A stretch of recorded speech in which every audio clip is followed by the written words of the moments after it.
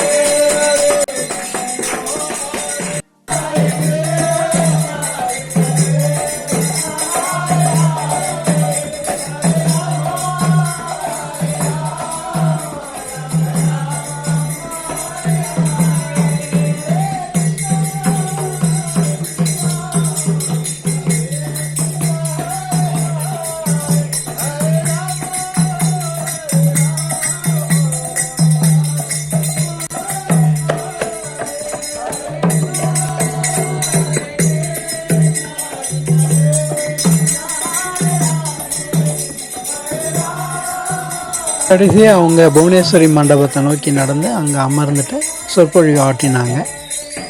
So நம்ம இப்போ பேச ஆரம்பிச்சிடலாம். செண்டிடுவீர் 8 திக்கும் அப்படின்னு கேள்விப்பட்டிருப்பீங்க. உலகமானது 8 திசைகளை கொண்டுள்ளது. கிழக்கு, மேற்கு, வடக்கு, தெற்கு. இது நடுவில் வடமேற்கு, தென்மேற்கு, இந்த மாதிரி மொத்தம் 8 இருக்குது.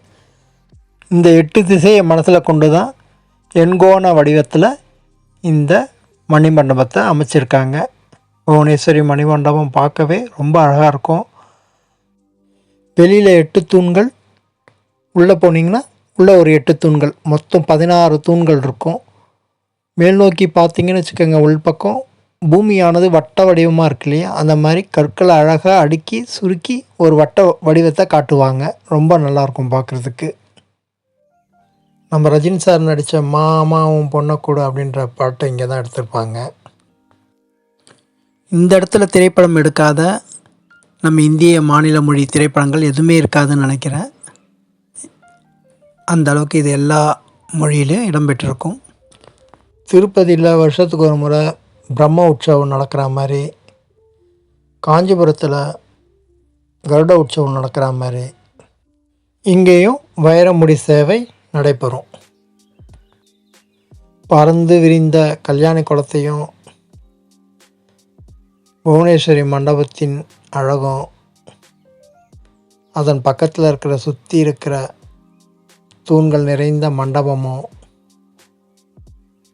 மலை மேலே இருக்கிற நரசிம்ம சாமி கோவிலும் பார்க்கும்போது சொல்வதற்கு வார்த்தை இல்லாத அளவுக்கு அழகும் கலையும் நிறைஞ்சிருக்கும் இந்த இடம் ஃபுல்லாகவே.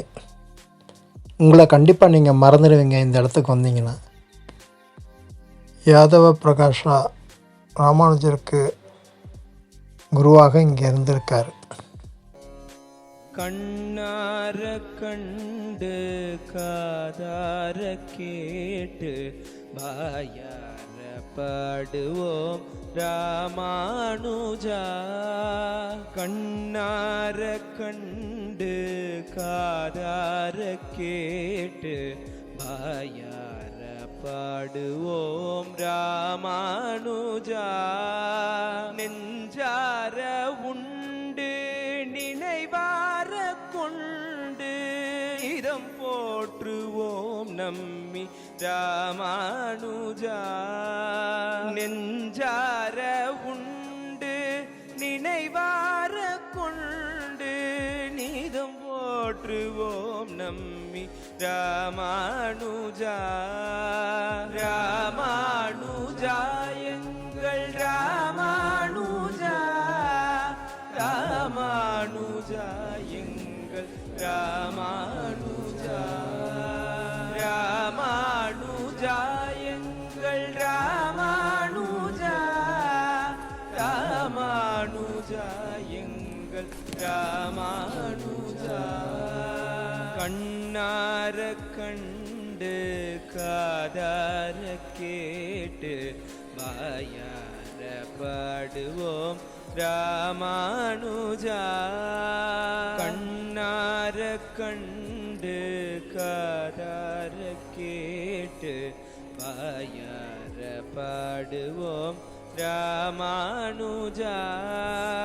சடகோபன் வழியில் நடை போடும் வீரன் நம்பாஷ்யக்கார ராமானுஜா. இங்கேருந்து நம்ம ஆட்டோவை பிடிச்சிட்டு நரசிம்மசாமியை பார்க்குறதுக்கு பாதி தூரம் மலை மேலே வரைக்கும் ஆட்டோ போய் நம்மளை விட்டுடும். அங்கேருந்து 200 படிக்கட்டு தான் இருக்கும். டோட்டலாக மொத்தம் 500 படிக்கட்டு கிட்டே இருக்குது. மலைக்கு மேலே இருக்கிற இந்த சுனை நீர் கிணற்றை பார்த்துட்டு அப்படியே மேல் நோக்கி பயணம் செய்ய வேண்டியது தான்.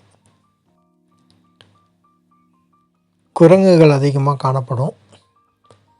படிக்கட்டெல்லாம் ரொம்ப கஷ்டம் இருக்காது, ஏறிடலாம். கொஞ்சம் மேலே போக தான் கொஞ்சம் நெட்டாக வரும். மற்றபடி எல்லாம் ஈஸியாக தான் இருக்கும்.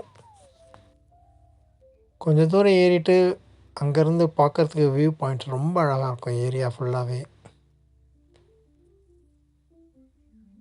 சுமார் 1000 வருடம் பழமையான கோவில். அந்த காலத்தில் இப்படிலாம் மலை கட்டினாங்கன்னு வியக்க தான் வைக்கிது நம்மளை. விசால மன்னர் விஷ்ணுவரதர் இக்கோயிலுக்கு திருப்பணிகள் செஞ்சிருக்காரு. அவர் ராமானுஜருடன் சேர்ந்து வைணவ தத்துவத்தை நன்கு அறிந்து அதை பின்பற்றியுள்ளார். ராமானுஜருக்கு அடைக்கலமும் தந்து அவரை காப்பாற்றியுள்ளார். ராமானுஜர் விஷ்ணு தலையிலுள்ள ஆதிசேஷன் 5 தல நாகத்தின் மறுபிறவி என்றும் சொல்வார்கள். இதுதான் காரணமோ என்னன்னு தெரியல. வைணவ குலத்தில் பிறந்த ராமானுஜர் அனைத்து கீழ் ஜாதி மக்களையும் கோவிலுக்குள் வர வேண்டும் என்று அழைத்தார். அந்த காலத்தில் கீழ் ஜாதி மக்கள் கோவிலுக்குள்ளே நுழைய முடியாது. அதை அறவே தகற்றெறிந்தார் ராமானுஜர். அதனால தான் அவருக்கு இந்தியாவில் சமத்துவ சிலை ஹைதராபாத் நகரில் 5 பொன்களை கொண்டு இந்திய பிரதமரால் உருவாக்கப்பட்டது. ஆங்கிலத்தில் த ஸ்டாச்சு ஆஃப் ஈக்வாலிட்டி என்று அழைப்பர். சிலையின் உயரம் 216, தமிழ் மொழி உயிர்மொழி எழுத்துக்கள் 216. நம்ம மேலே ரீச் ஆகிட்டோம். அங்கேருந்து வியூ பாயிண்ட்டை பார்த்திங்கன்னா கல்யாணிக்குளம், அந்த மலை, அந்த மேக மூட்டம், சூரியன் மறைகின்ற நேரம் ரொம்ப அருமையாக இருக்கும் பார்க்குறதுக்கு. சாமி யோக நரசிம்மா பிரகலாதன் காலத்தில் அவர் பிரதிஷ்டை செய்யப்பட்ட சிலை என்று கூறுவார்கள். இது சுயம்பு சிலை. கோபுர தரிசனம் வாழ்வின் துயர் நீர்க்கும் தரிசனம் என்பார்கள். உள்ளே நுழைந்தவுடன் அங்கே மதுசுவரின் மேல் அமைக்கப்பட்ட கருங்கல் ஆர்ச்சுகள்லாம் ரொம்ப அழகாக இருக்கும். இந்த ஆர்ச்சியை நம்ம எங்கே பார்த்துருக்கோம் அப்படின்னு பார்த்திங்கன்னா தனுஷ்கோடியில் இந்த மாதிரி ஆர்ச்சியை நம்ம பார்த்துருப்போம். இதிலிருந்து என்ன தெரியுதுன்னா இதையும் கங்கா டைனஸ்டி டைமில் பண்ணியிருக்காங்க அப்படின்றது தெரியுது.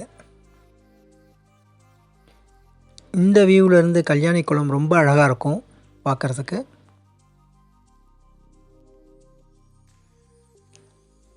நடந்தாய் வாழி காவேரி நாடெங்கும் செழிக்க நன்மைகள் கொழிக்க காவிரி தரிசனம் இங்கேருந்து நமக்கு கிடைக்கும். சூரியன் மறைகின்ற நேரத்தில் சுற்றி இருக்கும் மலைகளின் குளிர்ச்சி கண்களுக்கு இதமாக இருக்கும்.